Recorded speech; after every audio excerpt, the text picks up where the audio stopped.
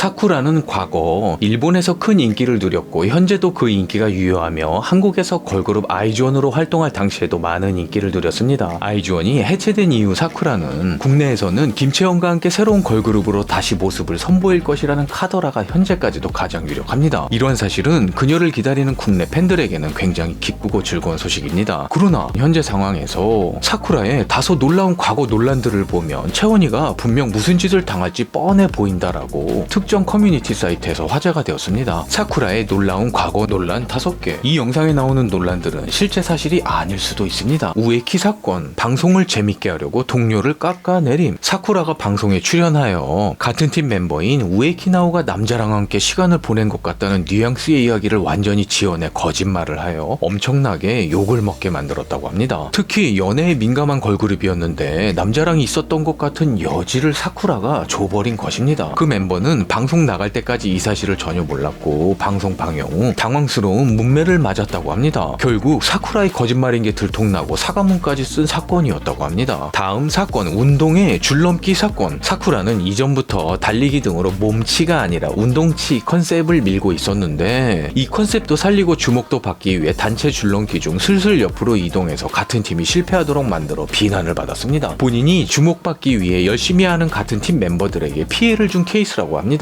같은 팀 멤버들은 한 번이라도 더 이겨 이름을 알릴 수 있는 기회를 사쿠라 때문에 날린 꼴이라며 이 논란을 소개한 네티즌은 사쿠라를 비난하였습니다. 다음 사건, 아파서 스케줄 참석 못한 선배 저격. 멤버들이 감기 등으로 몸 상태가 좋지 못해 악수의 중단 등이 있었는데 이때 자기 관리를 잘하는 선배 멤버들까지 몸이 안 좋아 악수에 많이 빠졌다고 합니다. 이 시기에 사쿠라는 SNS에 몸이 안 좋은 걸로 악수에 빠지는 건 프로답지 못하다라고 올리고 자기는 악수에 다 할 거다라는 식으로 올렸다고 합니다. 하지만 그렇게 말해놓고 정작 본인도 아프다고 악수회를 빠지면서 악수회가 열리고 안 열리고는 어른들의 사정이다라고 애매하게 말했는데 이는 곧 선배들을 저격한 것이라고 말이 많았다고 합니다. 트위터 후배 뒷담화 사건. 같은 그룹 후배가 한참 살이 쪘을 때 사쿠라가 후배 사진을 올려버리고 빵빵이라고 트윗을 했다고 합니다. 그런데 6분 정도 뒤에 이 트윗이 삭제가 되었고 네티즌들은 사쿠라가 해킹당한 척 주작하는 거라며 의심을 했다고 합니다. 그러자 3시간 뒤 트위터 상태가 안 좋아서 장애가 있었나봐요. 죄송합니다. 라는 사쿠라 해명 트윗이 올라왔습니다. 그리고 다음날 아침 2차 해명을 하는 사쿠라. 그러나 네티즌들 사이에서는 이미 뒷계정에 후배 뒷담화를 쓰려다 실수로 공식 계정에 썼고 해킹당한 척 한 거라는 게 확실시 되었다고 합니다. 자마 사건. AKB48 연례 행사인 리퀘스트 아웃 때 분주한 무대 뒤편에서 까마득한 대선배인 오해아 시즈카를 밀치며 자마라고 소리치고 지나갔다고 합니다. 문제는 이 자마라는 말이